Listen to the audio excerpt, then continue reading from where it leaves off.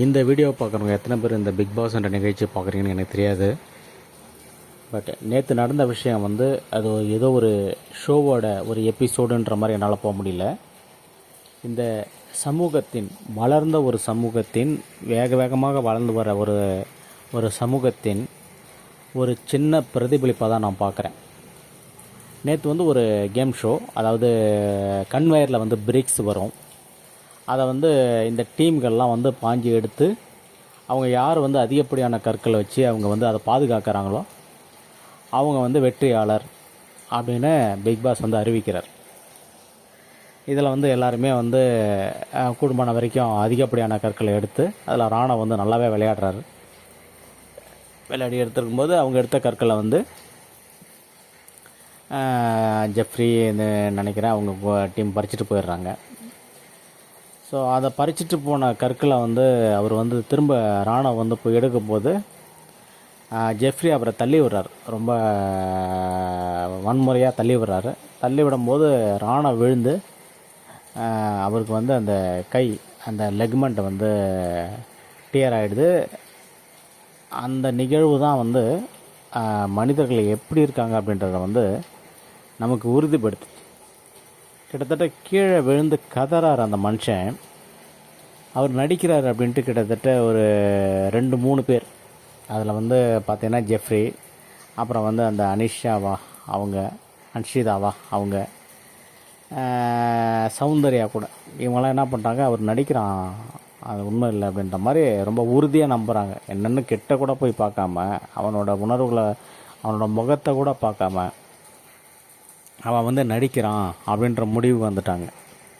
இது எப்படி வந்து ஒரு அப்போ தான் ஆரம்பிக்கிறான். அவனோட வேகத்துக்கு வந்து அவன் அந்த நடிப்பு செய்ய வேண்டிய அவசியமே கிடையாது. அவன் அந்த கற்களை வந்து எப்படியாவது பிடுங்கிட்டு போகணுன்ட்டு அவன் வந்து ராணா வராப்பில் அங்கே திடீர்னு நடிக்க வேண்டிய அவசியம் என்ன? அவன் நடித்தா என்ன அந்த கற்களை அவன் கொடுத்துட போகிறாங்களா? இல்லை. ஸோ அதுக்கான அவசியமே கிடையாது, அந்த சந்தேகத்துக்கான அவசியமே கிடையாது. கேட்டால் சொல்கிறாங்க இதுக்கு முன்னாடி வந்து அவன் அந்த மாதிரி நடிச்சிருக்கான், அதனால் வந்து நாங்கள் இது நடிப்பு தான் நாங்கள் எடுத்துக்கிட்டோம் அப்படின்னு சொல்கிறது வந்து கொஞ்சம் கூட அதுக்கான அர்த்தமே கிடையாது. ஏன்னா அவ்வளோ வேகமாகவும் தீர்க்கமாகவும் ஆடக்கூடிய ஒரு ஆள் வந்து ஏன் திடீர்னு அந்த நடிப்புனால என்ன பிரயோஜனம் அவருக்கு? இப்படி தான் வந்து இந்த சமூகம் வந்து வளர்ந்து வருதா? திடீர்னு இன்றைக்கி சாலைகளில் எத்தனை ஆயிரம் வண்டிகள் போயிட்டுருக்கு, அதில் வந்து அடிப்படுறவங்கள வந்து பார்த்திங்கன்னா நீங்கள் யாரோ பார்ப்பீங்க, ஒரு 2 பேர் தான் போய் தூக்குவாங்க. நம்ம இது எல்லாமே நம்ம கேட்டுக்க வேண்டிய கேள்வி. நமக்கு என்ன தான் அவசர வேலையாக இருந்தாலும் சரி, இல்லை என்ன தான் வந்து மிக அவசரமாக போயிட்டு இருந்தால் கூட அந்த ஒரு கிட்டத்தட்ட 100-200 பேர் அதை கடக்கும்போது ஒரு 2 பேர் தான் போய் அவங்கள வந்து தூக்குவாங்க. இதுதான் நடந்துகிட்ருக்கு. இதோட பிரதிபலிப்பு தான் இன்றைக்கி பிக் பாஸில் பார்த்தோம். அப்புறம் அருண் மற்றும் விஷால் மட்டும்தான் போயிட்டு அவரை வந்து தூக்கி வந்து உள்ள முதல் உதவி ஃபஸ்ட் எய்டுக்கு அனுப்பிட்டு அவரை வந்து கொஞ்சம் கவனிச்சிக்கிறாங்க. மீதி யாருமே வந்து கேர் பண்ணாத தெரியல. அவர் யாருக்காக உழைச்சாரோ அந்த முத்துக்குமரனை கூட ஐயோ ராணா வேண்டாம் அப்படின்னு போய் சொல்லிட்டுருக்கார். ஆனால் அவங்க அந்த டீமுக்கு வந்து அவ்வளோ வேகமாக உழைக்கிறான். அவரே வந்து அந்த நன்றியை அறியாமல் போய் பேசுகிறாரு. ஸோ கிட்டத்தட்ட 13 பேர் இருக்கிற டீமில் வந்து ஒரு 2 பேர் மட்டும்தான். விஷால் கூட லீடராக இருந்தனால வந்தார், மற்ற நேரத்தில் வந்துருப்பாரான்னு தெரியல. இவர் அருண் வந்து 1000 பிரச்சனைகள் இருந்தாலும் அவர் வந்து ஒரு உள்ளுணர்வோடு வந்து நம்ம அவனை வந்து ஒரு ரெஸ்கியூ பண்ணதை பார்க்க முடிஞ்சது. அதன் பிறகும் வந்து அந்த வன்மம், சௌந்தர்யாலாம் வந்து மன்னிப்பே கேட்க மாட்டேன் அப்படின்றாங்க. அது அவனோட தவறு தான் அப்படின்ட்டு. இது எப்படி ஒரு விபத்தை வந்து எப்படி வந்து ஒரு தனிப்பட்ட மனிதனோட தவறாக முடியும்?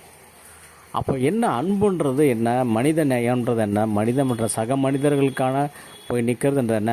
நான் என்ன கேட்குறேன், இன்னும் வெளிப்படையாக கேட்குறேன், மிருகங்களுக்கும் நமக்கும் என்ன வந்து வித்தியாசம் இருக்குது? இப்போ நீங்கள் காடுகளில் அந்த டிஸ்கவரி சேனலில் பார்த்தீங்கன்னாக்கா கூட்டமாக இருக்கிற அந்த விலங்குகளை ஒரு விலங்கு வந்து ஒரு சிங்கம் வந்து போய் அடித்து சாப்பிடுதுன்னு வச்சுங்களேன், மற்ற விலங்கு என்ன பண்ணும், ஒரு மாதிரி பார்த்துட்டு போயிட்டே இருக்கும், நடந்து போயிட்டே இருக்கும். அதுக்கு மேலே அது ஒரு இயல்பாக எடுத்துகிட்டு போயிட்டே இருக்கும். அடுத்த இடத்துக்கு போய் அது வந்து அதோட வாழ்க்கையை பார்க்க ஆரம்பிக்கும். இதுதான் வந்து விலங்குகளோட இயல்பு. ஆனால் மனிதன் 6 அறிவு படித்த மனிதனோட இயல்பு என்னென்னா, சக மனிதன் தன்னோட கிட்டத்தட்ட இன்றைக்கி 72 நாட்கள் வந்து பயணித்த ஒரு அவ்வளோ நாள் ராணாவுக்கு இல்லை, அவர் வயல் காலில் வந்தார். இருந்தாலும் தன்னோடு பல நாட்கள் பயணித்த ஒரு மனிதன் வந்து வலியால் துடிக்கும்போது கூட அவனுக்கு வந்து போய் ஒரு ஒரு ஆறுதல் சொல்ல முடியல, ஒரு தோள் கொடுக்க முடியல, அவனை வந்து தூக்கிட்டு போய் ஒரு அது ஃபஸ்ட் எய்டு கொண்டு போக முடியலனா, அப்போ இவர்கள்லாம் என்ன வந்து மீடியாக்களில் வந்து நம்ம வந்து நமக்கு என்ன வந்து ஒரு நம்மளோட சமூகத்தை பிரதிபலிக்க போகிறாங்க, இவங்க மீடியாக்களில் வர்றதுனால இவங்க வந்து வெற்றி பெறதுனால என்ன வந்து பிரயோஜனம், அந்த சமூகத்துக்கு என்ன பலன்?